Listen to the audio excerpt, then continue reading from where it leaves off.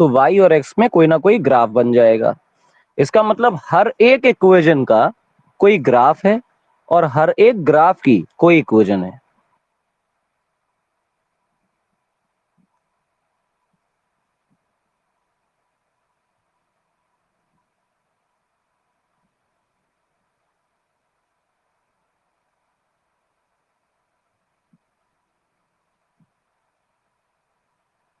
ये जो वेरिएशन है, इस x और y की वेरिएशन की स्टडी को जब हम इक्वेशन में करते हैं तो वो इक्वेशंस कहलाती हैं कि हम अलजेब्रा पढ़ रहे हैं, और उसी से रिलेटेड जब हम ग्राफ पढ़ने लग जाते हैं तो हम कहते हैं कि हम कैलकुलस पढ़ रहे हैं। ठीक। देखने वाली बात यहां है कि जब मैं यहां पर y लिख रहा हूं आपके लिए, तो डू नॉट कंसीडर कि ये y है और ये x है। ऐसा समझो कि जो y एक्सेस में जा रही है क्वांटिटी, वो डिपेंडेंट वेरिएबल होगी, और x एक्सेस में जो आ रही है वो इंडिपेंडेंट वेरिएबल होगी। इस बात पे बहुत अच्छी तरह फोकस करना कि x एक्सेस पे वो क्वांटिटी आ रही है जो कि इंडिपेंडेंट है, y पे वो जा रही है जो कि डिपेंडेंट है। अब इस ग्राफ के साथ मैं दो बातें कर सकता हूं। जैसे बचपन में हमने एक तरह का ग्राफ पढ़ा विच वाज स्ट्रेट लाइन। अगर ये y है और ये x है और ये कहीं ऐसे ग्राफ जा रहा है, ये एंगल मान लो थीटा है, तो मेरे हिसाब से, और ये जो इंटरसेप्ट है इसको अगर मैं c बोलूं, तो y is equal to M X plus C. ये स्ट्रेट लाइन का एक इक्वेशन होती है जो ग्राफ बना हुआ है। यहाँ पे जो ये m है, इस m को हम बोलते हैं बेटा स्लोप। ठीक। और स्लोप का मतलब होता है कि मैं यहां से ऐसे एक y एक्सिस ड्रॉ करूं जिसको मैं बोलूंगा डेल्टा y, और फिर इसको मैं बोलूंगा डेल्टा x, इस दूरी को। और अगर इसको tan थीटा लिख दिया जाए तो tan थीटा की value delta y by delta x होगी। ये होता है बेटा आपका स्लोप। स्ट्रेट लाइन के अंदर ये स्लोप कभी भी वेरी नहीं करता। ठीक। कांस्टेंट होता है, स्ट्रेट लाइन का स्लोप हमेशा कांस्टेंट होता है, इसीलिए वहां पे कांस्टेंट आता है। यहां पर उसकी जगह पर अगर मेरे पास यहां पर y हो, यहां पर x हो, और एक ग्राफ ऐसा बना हो जिसमें एक पॉइंट हो यहां पर P और एक पॉइंट हो यहां पर Q, और कहा जाए कि इनके बीच का स्लोप निकालो, तो स्लोप के लिए कोई बच्चा ये कर सकता है कि P और Q को मिला दे आपस में। P और Q को मिलाते ही आपको दिखा कि एक लाइन है जो कर्व को दो पॉइंट्स पर कट करके जा रही है, तो उसको हम सीकेंट बोलते हैं। सीकेंट का मतलब a line that intersects the graph at two points। इसको ऐसा किताबें लिख के देती हैं कि दो पॉइंट्स को मिलाने वाली लाइन सीकेंट कहलाती है, तो ये सीकेंट है। इस सीकेंट पर हम यहां से एक x एक्सिस के पैरेलल, यहां से एक y एक्सिस के पैरेलल लाइन ड्रॉ करें, तो ये मैं डेल्टा y बोल सकता हूं और इसको मैं डेल्टा x बोल सकता हूं। अगर मैं स्लोप लिखने की कोशिश करूं तो वो delta y by delta x होगी। लेकिन ये स्लोप एवरेज स्लोप कहलाएगी, ना कि किसी एक पॉइंट की स्लोप कहलाएगी, क्योंकि कर्व का जो घुमाव है वो लगातार बदल रहा है। तो P से Q तक की जो स्लोप है वो लगातार बदल रही है, लेकिन जो हमने निकाला है वो P और Q के बीच की एवरेज स्लोप निकाली है। इसी एवरेज स्लोप की जगह हम कुछ अलग तरह का काम करने लग जाएं। जैसे ये रहा y, ये रहा x, ग्राफ वही है, और हम ले आए यहां पर P पॉइंट और इसके बहुत पास में ले आए Q पॉइंट को। इतना पास ले आए कि जस्ट इसका नेक्स्ट पॉइंट हो गया। नेक्स्ट पॉइंट का मतलब एकदम नियरेस्ट नेबर हो गया। तो जो लाइन P को टच करके जा रही है वही लाइन Q को टच करके जाएगी। हम इस लाइन को अब सीकेंट ना बोल के टेंजेंट बोलने लगेंगे। टेंजेंट का मतलब ग्राफ को किसी एक पॉइंट पर टच करके जाने वाली लाइन। बुरी बात इसमें यह है कि टेंजेंट एक स्पेशल केस बन गया है सीकेंट का।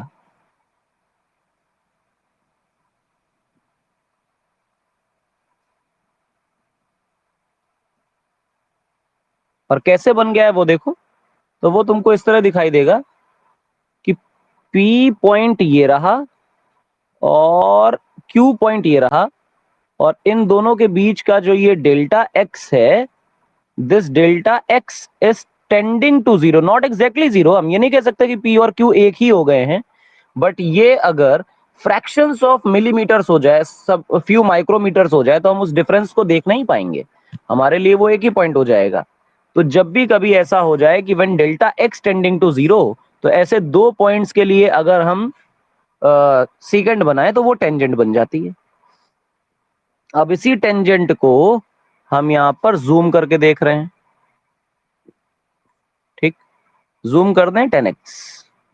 जूम करने पे ये मालूम चलेगा कि जो मेरी लाइन है वो तो ऐसे जा रही थी, ये पॉइंट P था, ये पॉइंट Q था, और इनको मिलाने वाली जो लाइन है वो जो जिसको हम सीकेंट सब टेंजेंट बोलने लग गए हैं, वो कुछ ऐसी है। ये हमने बना लिया ट्रायंगल अपना, जिससे हम स्लोप निकालेंगे।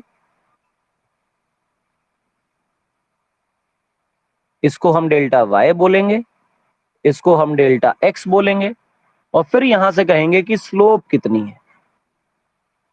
तो देखो स्लोप कैसे लिखेंगे। स्लोप के लिए हम लिखेंगे delta y by delta x। लेकिन हमारे पास एक छोटी सी कंडीशन आ गई है कि जो ये delta y by delta x है, इसमें एक कंडीशन ये है कि डेल्टा x तो टेंडिंग टू जीरो है।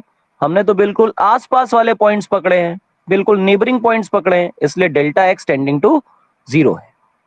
तो ऐसे समय पे ये जो कहानी है, इसमें हम स्लोप को एवरेज स्लोप नहीं कह सकते, हम कहेंगे कि इंस्टेंटेनियस स्लोप है। इंस्टेंटेनियस स्लोप का मतलब कि ग्राफ के किसी एक पॉइंट की स्लोप है, एग्जैक्टली एक जगह की स्लोप है, एक पॉइंट की स्लोप है कि यहां पर कितनी स्लोप है।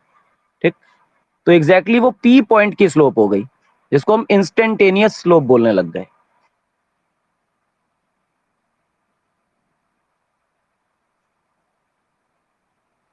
ठीक है, ये सीन है। अब इसी इंस्टेंटेनियस स्लोप को निकालने के लिए बार बार ये लिमिट और ये डेल्टा एक्सटेंडिंग टू जीरो वीरो ना करके हम इसको इस तरह लिखते हैं कि d by dx of y, मतलब वही स्लोप निकाल रहे हैं delta y by delta x, और how y varies as x ये देखा जा रहा है इसके अंदर।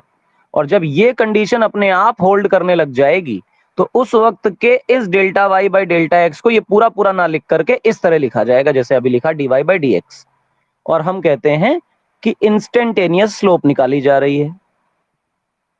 और इसी प्रोसीजर को हम कहते हैं कि हम डिफरेंशिएशन कर रहे हैं। This whole method is termed as differentiation. ठीक, डिफरेंशिएशन का मतलब है किसी भी ग्राफ की इंस्टेंटेनियस स्लोप को निकालना जानना। ठीक, ग्राफ को कभी भी स्टडी करोगे, ग्राफ की दो ही बातें पढ़ने के लिए होती हैं। One is slope of the graph, other is area under the graph. Area under the graph जो होगा वो इंटीग्रेशन होगा, इसका उल्टा प्रोसेस। ठीक, तो अब निकल आया dy बाई dx। गौर से देखें, इसको इस तरह भी लिखा जाता है कि d by dx of y। इसको पढ़ने का तरीका क्या है कि differentiation of y with respect to x। y को डिफरेंशिएट कहा जा रहा है x की रिस्पेक्ट में, जहां पर ये जो y है वो डिपेंडेंट वेरिएबल है, मान के चल रहे हैं, और जो x है वो इंडिपेंडेंट वेरिएबल है।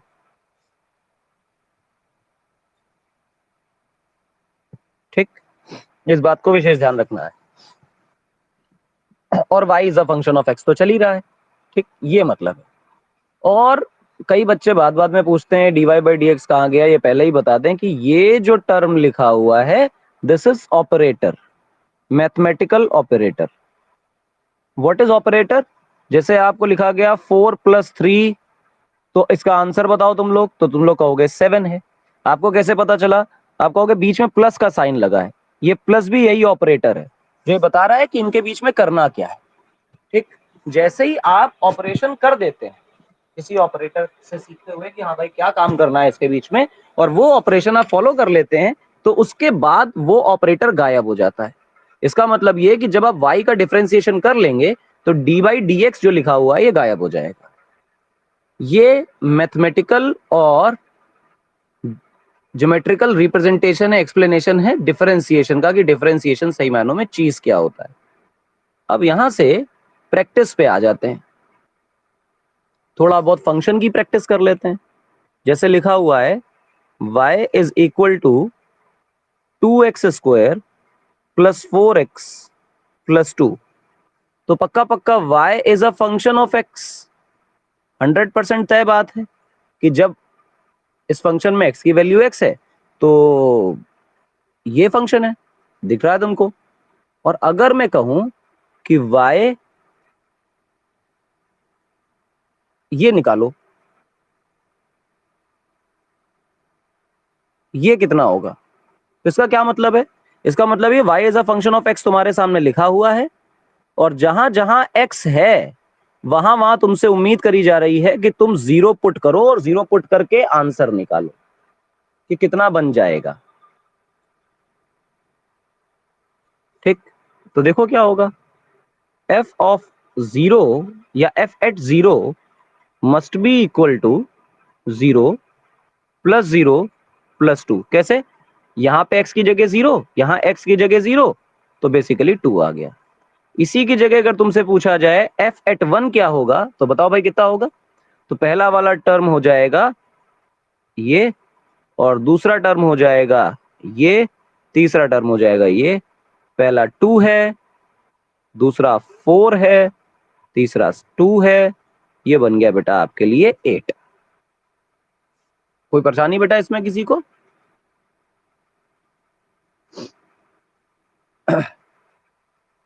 f एट a क्या होगा, तो जहां जहां x लिखा है वहां वहां a डाल दीजिए, that will become 2a² plus 4a plus 2, ये आपका आंसर हो जाएगा।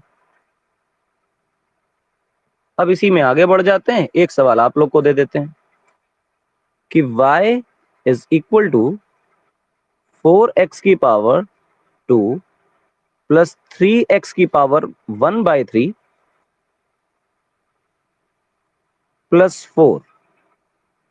आपको निकालना है f एट 0,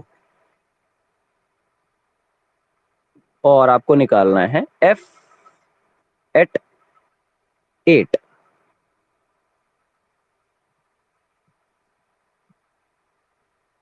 निकालो भाई।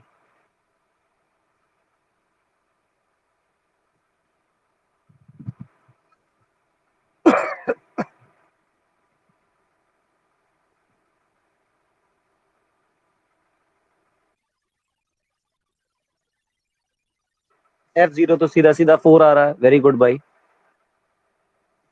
और f8 क्या आएगा, देखें, 4 into 8 raise to power 2 plus 3 into 8 raise to power 1/3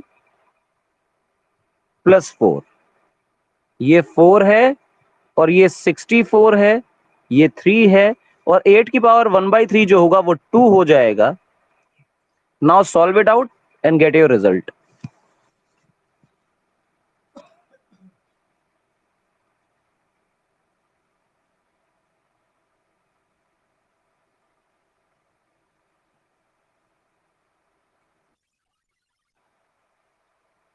आ गया आंसर? बोलो भाई कितना आया?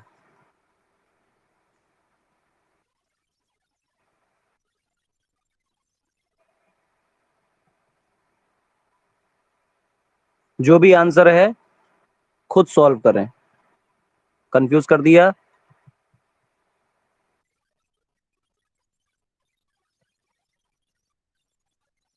चलो भाई, दो लोगों ने टिक मारा इसलिए 266 है, 236 को काट देते हैं। मैंने सॉल्व नहीं किया। क्या ये क्लियर है कैसे होगा सवाल? चलो अगला सवाल देखें। मैंने कहा कि y is a function of x। पहली बात तो ये है कि मैं तुमको बता रहा हूं कि y x का फंक्शन है। और x का फंक्शन कैसे है? वो इस तरह है, x की पावर 3 प्लस 2x+2। और तुमको निकालना है f ऑफ x स्क्वायर। निकालो भाई।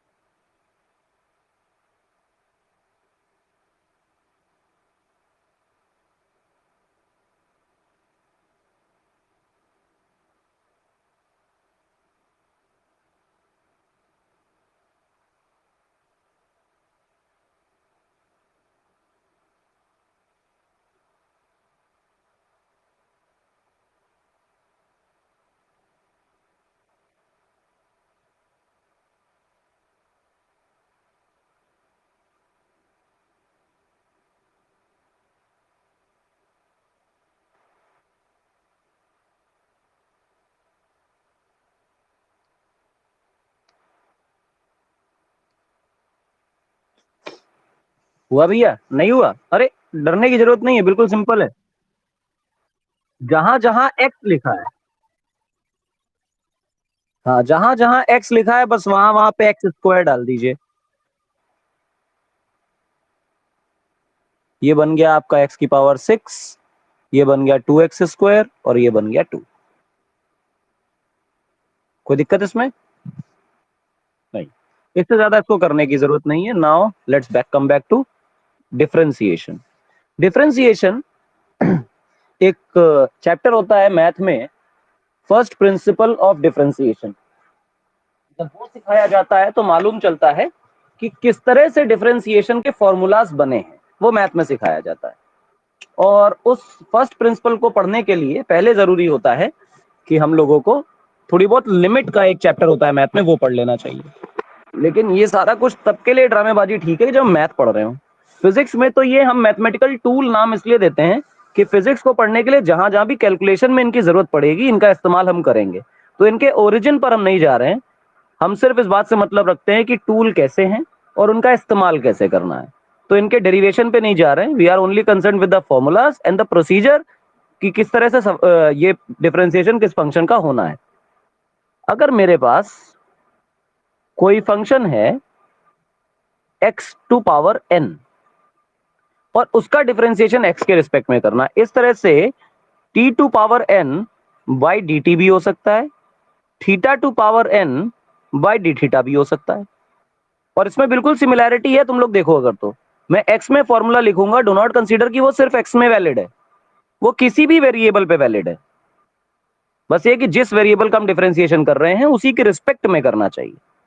इसका जो फॉर्मूला बनता है, पावर बाहर आ जाती है और फिर एक पावर इधर कम हो जाती है, n(x⁴n-1). ये पहला फॉर्मूला है जो आपको सीधा सीधा रटना है। ठीक। दूसरा फॉर्मूला क्या है कि मान लो d/dx करना हो और आपके पास जो फंक्शन है वो ये है c(x⁴n), जहां पे c जो है वो कांस्टेंट नंबर है। जैसे 2x² हो गया, 3x² हो गया, उस तरह से। जब ऐसा हो तो आपको ये कांस्टेंट बाहर निकाल लेना चाहिए और फिर इसको ऐसा ही बना लेना चाहिए। ध्यान रखिए कि यहां इन दोनों के बीच में मल्टीप्लीकेशन है। अब देखो, c बाहर रह गया, n बाहर आ गया, x⁴n-1 ये बन गया। ठीक। इसी तरह से एक और फॉर्मूला है जो बहुत इंपॉर्टेंट है, that is d/dx of some constant. तो कांस्टेंट का डिफरेंशिएशन 0 होता है। ऐसा क्यों? ऐसा इसलिए है कि y is a function of x। ठीक। तो जैसे जैसे x वेरी करेगा वैसे वैसे y वेरी करेगा, और अगर y कांस्टेंट हो जाए तो x को वेरी करने से y वेरी नहीं करेगा। तो delta y by delta x आपको ये बताता था कि ये स्लोप है, और इसी को हम डिफरेंशिएशन बोला करते थे।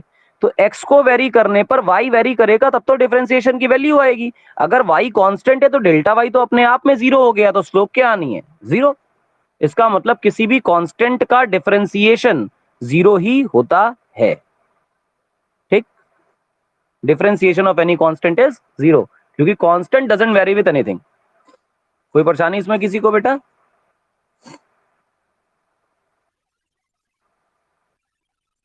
इन तीन फॉर्मूला से रिलेटेड एक बढ़िया सा सवाल करते हैं, या फिर ऐसा कह लो कि सबसे पहले तो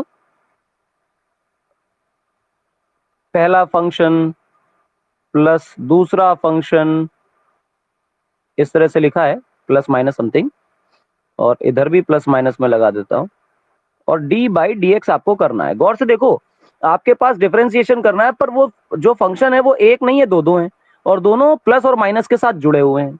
जब भी कभी ऐसा हो तो डिफरेंशिएशन इज डिस्ट्रीब्यूटिव, वो दोनों तरफ डिस्ट्रीब्यूट हो जाएगा, और वो कुछ इस तरह से बन जाएगा, D by D x of f1x plus minus D by D x of f2x। मतलब दोनों का डिफरेंशिएशन होगा, डिस्ट्रीब्यूशन हो जाएगा, फॉलोड बाय देयर साइंस। ठीक, ये डिफरेंशिएशन के कुछ रूल्स हैं। धीरे धीरे रूल्स को आगे बढ़ाएंगे, फिलहाल तो पहला एक क्वेश्चन करते हैं। 2x² प्लस 3x प्लस 4, और ये वैल्यू है y की, और पूछा जा रहा है कि dy बाई डी एक्स क्या होगा। तो ये करने के लिए हमें करना चाहिए कि d by D x of 2x² plus 3x plus 4, दिखाई देता है कि ये जो चीज है ये डिस्ट्रीब्यूटिव होती है, तो जो डिस्ट्रीब्यूटिव चीज है उसको डिस्ट्रीब्यूट कर दीजिए। d by D x of 2x² plus d by D x of 3x plus d by D x of 4, ये तो कांस्टेंट नंबर है और मल्टीप्लीकेशन में बाहर आ जाना चाहिए। d by D x of x² plus ये भी कांस्टेंट नंबर है, मल्टीप्लीकेशन में बाहर आ जाना चाहिए, dx by D x plus d by D x of 4। आपको साइड वाला नंबर दिखाई देता होगा कि ये कांस्टेंट है, और कांस्टेंट का डिफरेंशिएशन जीरो होता है क्योंकि वो कभी वेरी ही नहीं करता, वो निकल गया बाहर। फिर आपको दिखाई देगा यहाँ पे 2 इंटू, ये पावर है 2 बाहर आ जाएगी, x to power 2 minus 1 plus 3 इधर ही रहा, x की पावर कितनी है 1, तो 1 बाहर आ गया, और फिर x की पावर 1 माइनस 1 प्लस 0, ये बन गया बेटा आपका 4x, और ये बन गया आपका 3 into X to power 0 plus 0, जिसकी वैल्यू बन गई बेटा 4x प्लस 3। यानी कि जब आप dx बाई डी एक्स करोगे तो इसकी वैल्यू 1 आएगी, और ये 1 इसलिए नहीं आएगी कि dx by D x cut के 1 हो गया, मतलब डिवाइड हो गया, डिवाइड नहीं हुआ, x की पावर 1 थी, उसमें से जो 1 बाहर आया, फिर x की पावर 1 माइनस 1 हो गया, तो x की पावर 0 होने की वजह से वो 1 हुआ है। ये आपका डिफरेंशिएशन हो गया। अब इसी तरह से दूसरा सवाल लगाओ।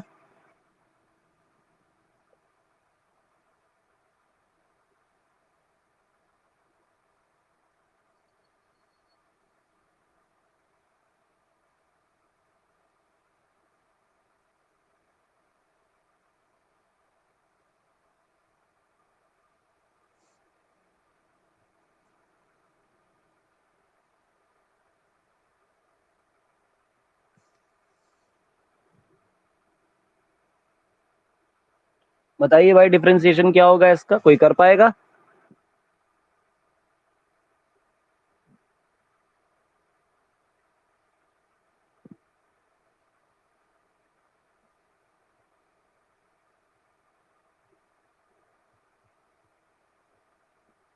देखो,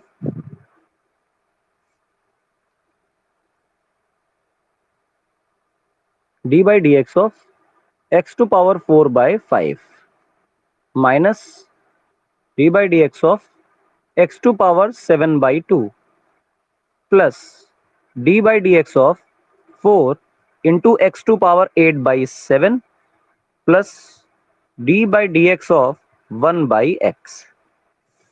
अब यहां से कुछ डिफरेंशिएशन का प्रोसीजर चालू करें। सबसे पहले तो 4/5 मल्टीप्लीकेशन में बाहर आ जाएगा एंड एक्स टू पावर 4/5 -1 हो जाएगा, माइनस 7/2 बाहर हो जाएगा और एक्स टू पावर 7/2 -1 हो जाएगा।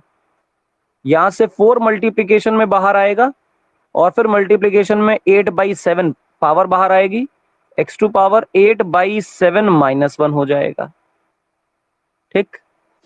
और plus D by D x, अब 1/x का तो डायरेक्टली नहीं पता, तो एक काम करो, x को ऊपर ले जाओ, एक्स टू पावर -1 बना लो। अब देखो 4/5 इंटू एक्स टू पावर 4 -5/5 ये बन गया, माइनस 7/2 एक्स टू पावर 7 -2/2, ठीक, प्लस 32/7 एक्स टू पावर 8 -7/7। फिर ये इसकी पावर -1 है, ये -1 बाहर आ जाएगा और एक्स टू पावर -1 हो जाएगा। जो पावर है उसमें एक घटा देना पड़ता है, -1/5 बचा, -7/2 एक्स टू पावर 5/2 बचा, प्लस 32/7 एक्स टू पावर 1/7 बचा, माइनस ये बन गया बेटा -2, यानी 1/x²। This is your dy by D x. थोड़ा सा लंबा सवाल है लेकिन काफी सारे स्टेप्स होते हैं तो अच्छा लगता है। परेशानी किसी को इसमें कोई?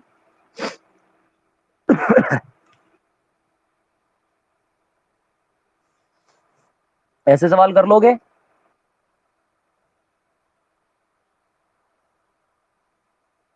कुछ नए स्कीम्स देखो। एक नंबर होता है जिसको हम बोलते हैं ई की वैल्यू होती है 2.71 और इसके आगे अनंत काल तक ये वैल्यू चलती रहती है, इर्रेशनल नंबर होता है, इसको ऑयलर नंबर बोलते हैं। और हमारे लिए D by D x of E to power X, ध्यान रखना कि कुछ और नहीं, ई टू पावर एक्स, इसमें कोई वेरिएशन नहीं आता है, ये ई टू पावर एक्स ही रह जाता है। इसी तरह से D by D x of L N X, ये एल एन क्या है? ये बेसिकली लॉग है जिसका बेस ई होता है, इसको हम लोग बोलते हैं नेचुरल लॉग। जिसका बेस ई होता है उसको हम नेचुरल लॉग बोला करते हैं। जब भी कभी एल एन एक्स का डिफरेंशिएशन करा जाएगा एक्स की रिस्पेक्ट में, तो ये वैल्यू जो है वो 1/x आएगी, ये आपको याद होना चाहिए, ठीक। इसी तरह ट्रिग्नोमेट्रिक फंक्शंस भी हो सकते हैं, जैसे साइन और कॉस। तो D by D x of sine x जो होगा वो कॉस एक्स के बराबर होगा, और इसी तरह D by D x of cos x जो होगा वो माइनस साइन एक्स के बराबर होगा। ध्यान रखना कि जब हम x लिख रहे हैं तो सिर्फ x ही लिख रहे हैं, इसमें 2x 3x 4x नहीं है, ठीक। जब वो नंबर भी मल्टीप्लाई हो जाएगा तो स्टोरी थोड़ी बदल जाएगी। बोलो भैया, क्लियर है ये? चलो फिर एक सवाल तुम लोग अपने आप लगाओ। y की वैल्यू है sine x plus 4 cos x plus 3 into E की power x plus 7 L N X plus 4x²। dy by D X बताओ।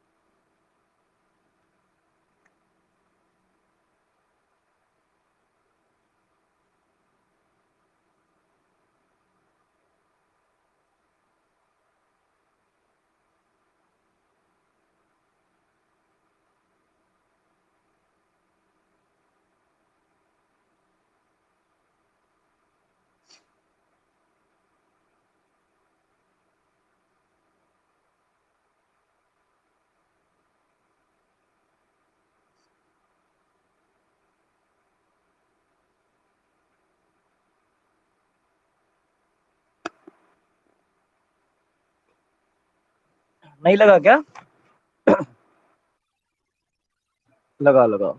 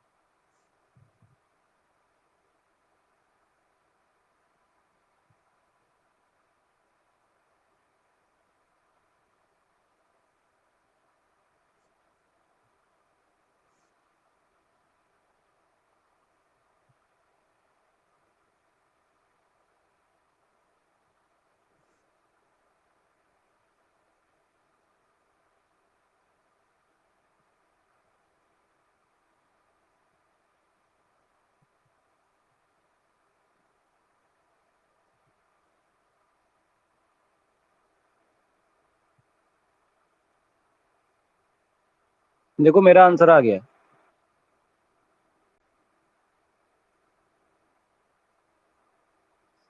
किसी को फॉर्मूला देखना है तो ऊपर से देख सकता है।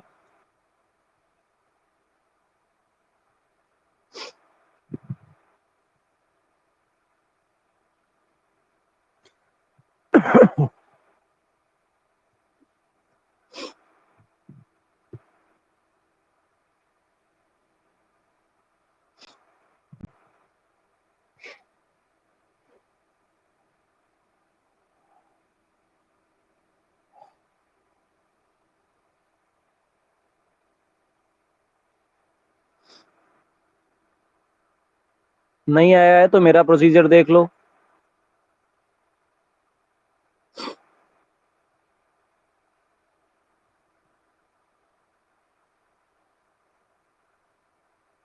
आगे बढ़े कि कर रहे हो?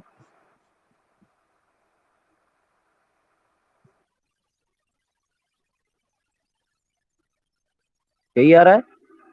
Very good. चलो बहुत बढ़िया।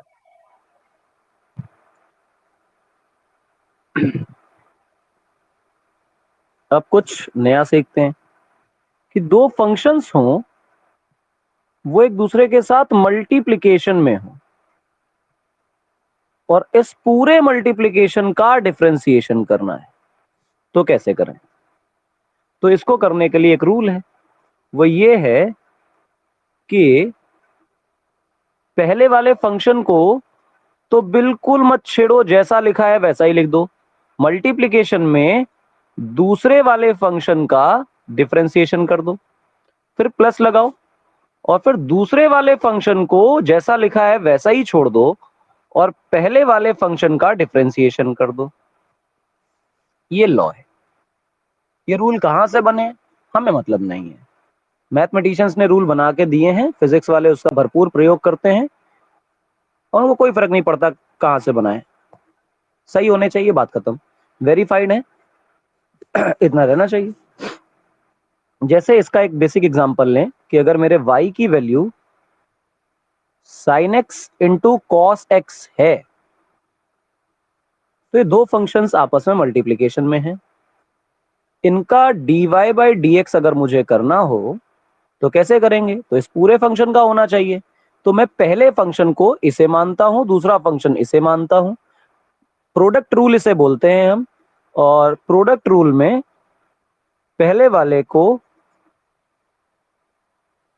हम बिल्कुल जैसा चाहें वैसा छोड़ सकते हैं, या छोड़ना है हमें साइन एक्स को ऐसे ही लिखें, D by D x of cos x लिखें, फिर प्लस लगाएं, बाद वाले को छोड़ें और पहले वाले का डिफरेंशिएशन कर दें। साइन एक्स ही रहा और कॉस एक्स का डिफरेंशिएशन माइनस साइन एक्स हो जाएगा। कॉस एक्स ही रहा और साइन एक्स का डिफरेंशिएशन कॉस एक्स हो जाएगा। ये बन गया आपका minus sine square x plus cos square x. ये आपका डिफरेंशिएशन बन गया। कोई परेशानी इसमें किसी को बेटा?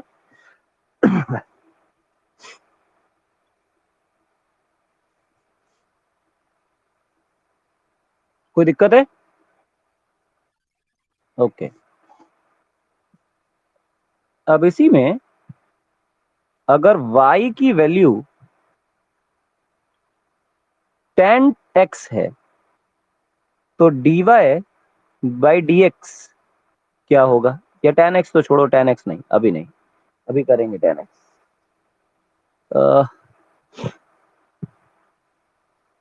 y की वैल्यू है e to power x into sine x plus ln x into cos x। कर सकते हो dy बाई dx?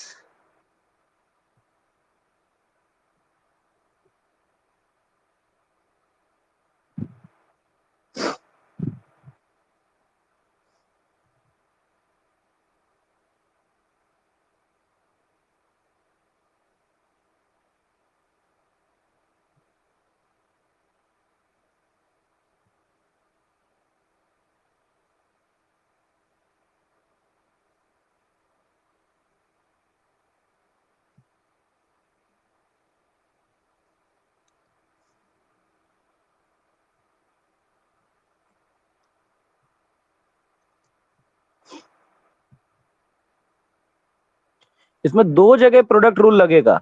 एक तो यहां प्रोडक्ट रूल लगेगा और फिर प्लस लगाने के बाद यहां फिर से प्रोडक्ट रूल लगेगा।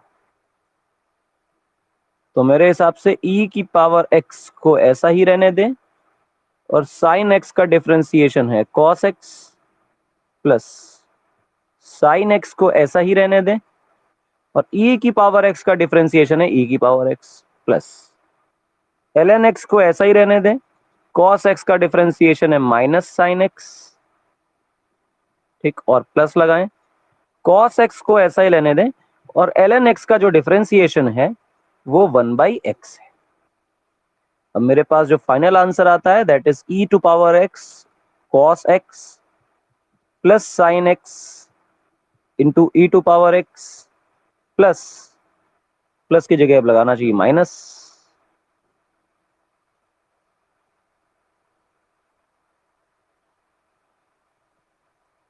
ln x into sine x plus cos x into 1/x। ये मेरा आंसर है।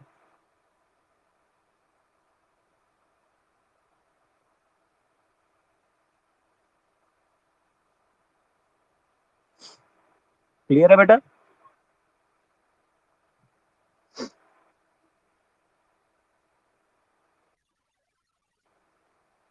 अगले सवाल पे आते हैं। कोशेंट रूल बोलते हैं इसको। ऐसा कहते हैं कि एक फंक्शन ऊपर है और एक फंक्शन नीचे है, दोनों फंक्शन अलग अलग हैं, मतलब डिवाइड में हैं, और दोनों ही x के ही फंक्शन हैं। तो डी बाई डी एक्स निकालिए, इनका क्या निकलेगा? तो इसका जवाब ये होता है कि स्पेसिफिक होके नीचे वाले को पहले छोड़ें, ऊपर वाले का डिफरेंशिएशन करें। बहुत स्पेसिफिक है इसमें कि नीचे वाले को पहले छोड़ना है, ऊपर वाले का डिफरेंशिएशन करना है, माइनस लगाना है, फिर ऊपर वाले को छोड़ना है और नीचे वाले का डिफरेंशिएशन करना है, और फिर पूरे के नीचे नीचे वाले फंक्शन, जो भी फंक्शन लिखा है, जैसा भी लिखा है, उस पूरे फंक्शन का स्क्वायर। ये कोशेंट रूल कहलाता है, सिंपल फॉर्मूला है जब दो फंक्शंस डिवीजन में हो आपस में इस तरह से।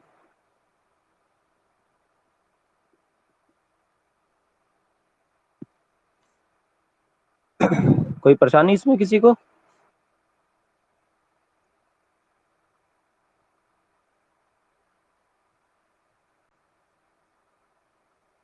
y की वैल्यू मान लो e to power x divided by sine x है और कहा जा रहा है कि dy बाई dx क्या होगा, निकालो।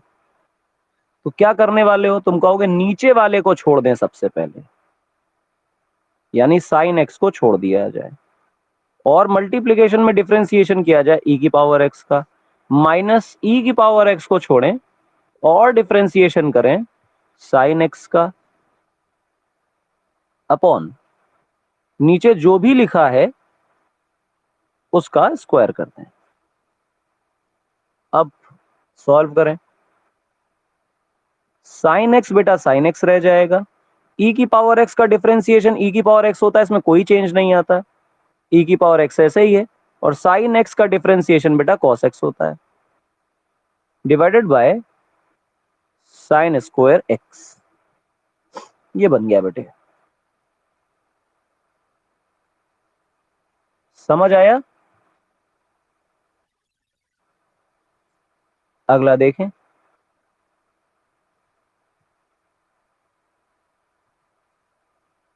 y की वैल्यू जो है वो अगर tan x हो तो dy बाई dx क्या होगा?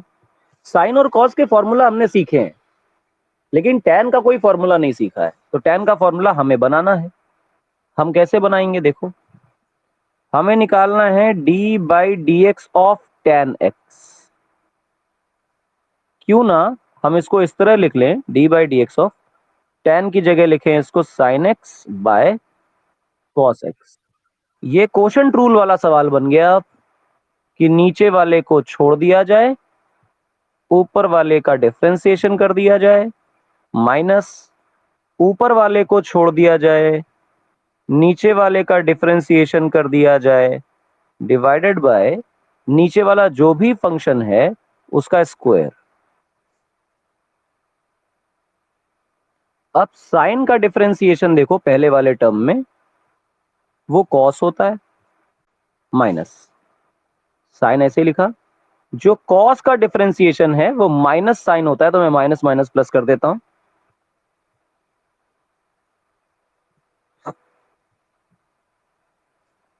ऊपर क्या बना? Cos square x plus sine square x.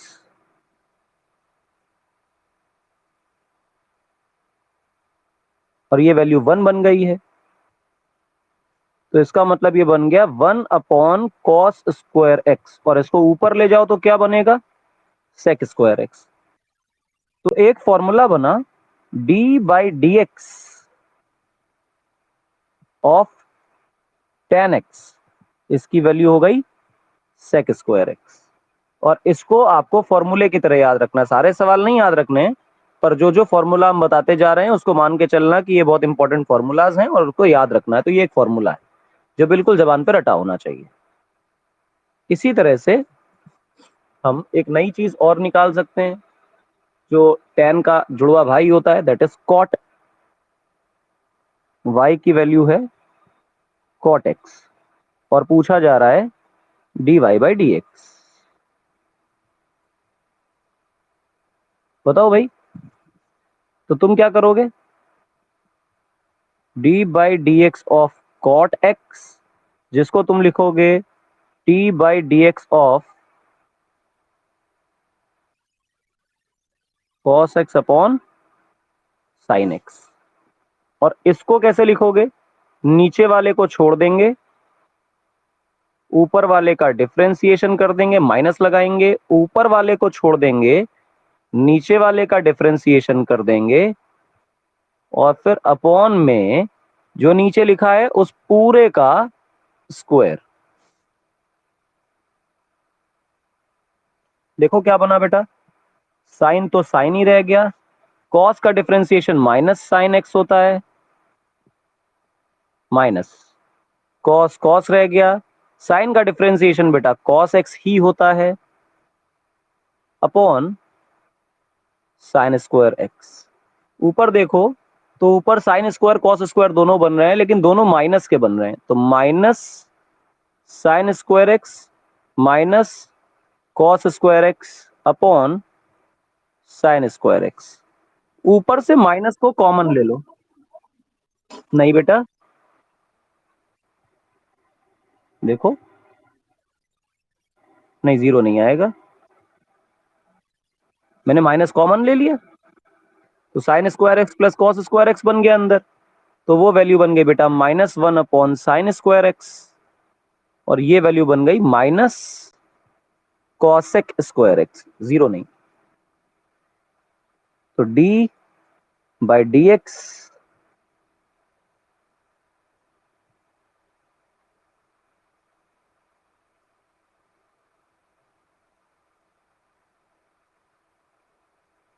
Of cot x, ये वैल्यू होती है माइनस कॉसेक स्क्वायर एक्स। ये भी फॉर्मूला है और याद रखना है, जीरो नहीं है बेटा। जीरो कहां से आ गया तुम्हारा, किस स्टेप पे जीरो ले आए?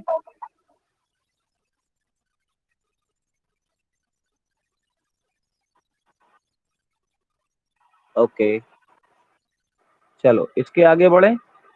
अब तुम्हें ये कहा जाए, ये भी फॉर्मूला ही है, स्टैंडर्ड रिजल्ट्स हैं, याद होने चाहिए। y बराबर कॉसेक एक्स है, तो dy बाई डी एक्स क्या होगा? तो बेसिकली तुमसे d by D x of cosec x पूछ रहा है और तुम्हें नहीं आता है, तो तुम कहोगे d by D x of 1 upon sine x. तो यानी एक फंक्शन वन हो गया और एक फंक्शन साइन एक्स हो गया। जो वन है वो भले ही कांस्टेंट है, पर उसका भी तो डिफरेंशिएशन अपने को आता ही है। हम दिए हुए कोई भी प्रॉब्लम को उन फंक्शंस में ब्रेक करना चाहते हैं जिन फंक्शंस का डिफरेंशिएशन हमें आता हो। आइए देखिए, नीचे वाले को छोड़ दिया जाए, ऊपर वाले का डिफरेंशिएशन कर दिया जाए, माइनस ऊपर वाले को छोड़ दिया जाए, नीचे वाले का डिफरेंशिएशन कर दिया जाए अपॉन नीचे वाले का स्क्वायर। फिर तुमको दिखेगा कि जो D D x of one लिखा हुआ है, ये तो कांस्टेंट का डिफरेंशिएशन है and this will become zero. तो पहला टर्म तो जीरो ही हो जाएगा। माइनस साइन का बन जाएगा बेटा आपका कॉस, और नीचे क्या बना हुआ है, साइन स्क्वायर एक्स। इसको आप लिख सकते हैं माइनस कॉस एक्स, नीचे लिखेंगे आप साइन एक्स और एक और साइन एक्स। तो ये बन गया बेटा आपका कॉट और ये बन गया आपका कॉसेक। तो फॉर्मूला अंत में क्या निकल के आता है, डी बाई डी एक्स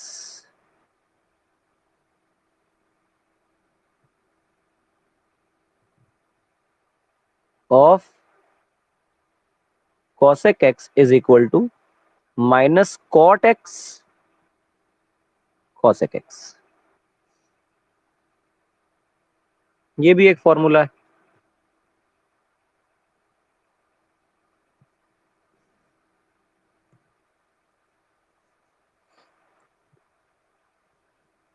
अब कहा जाए कि y की वैल्यू जो है वो sec x है और dy बाई डी एक्स क्या होगा बताइए। तो हमें बताना है d by D x of sec x। हम इसको कैसे लिखेंगे, d by D x of 1 upon cos x. और इसको कैसे लिखेंगे, कॉस को छोड़ देंगे, वन का डिफरेंशिएशन करेंगे, वन को छोड़ देंगे, कॉस का डिफरेंशिएशन करेंगे, डिवाइड करेंगे, नीचे वाले का स्क्वायर करेंगे।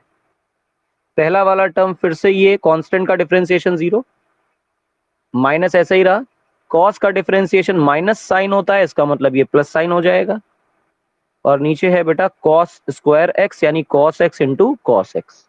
ये वैल्यू आपकी बन गई बेटा tan x into sec x. तो D by D x of sec x is equal to tan x sec x.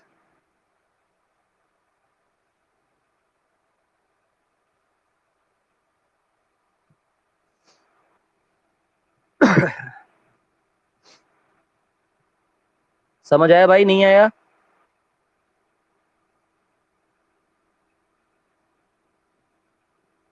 बोलो बच्चों।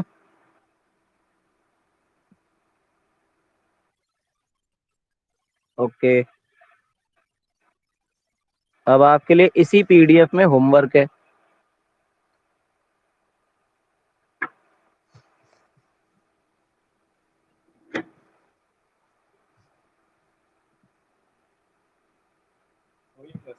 चल रही, बस छोड़ना है 2 मिनट में।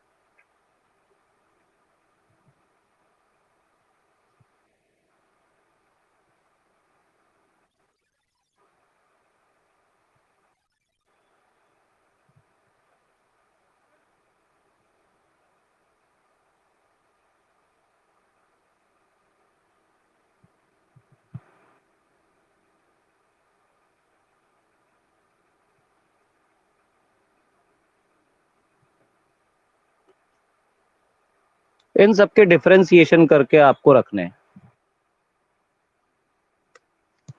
ठीक है, ये होमवर्क, काम खत्म, पैसा हजम।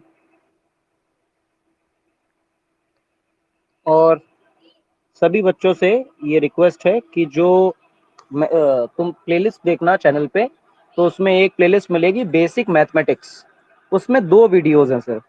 तो जो ट्रिग्नोमेट्री के बेसिक्स इस्तेमाल होते हैं, जो स्मॉल एंगल अप्रोक्सीमेशन इस्तेमाल होता है, जो फिजिक्स में एक स्पेशल ट्रायंगल इस्तेमाल होता है, वो सब कुछ उसमें बहुत शॉर्ट में आधे आधे घंटे में पढ़ाया है। तो एक दिन के अंदर आज से कल भर में वो दोनों देख लेना।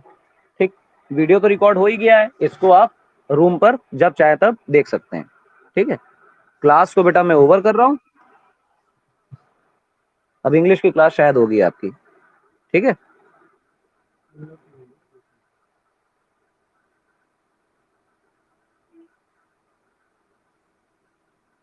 बोलोगे कुछ, कोई रिस्पॉन्स करेगा?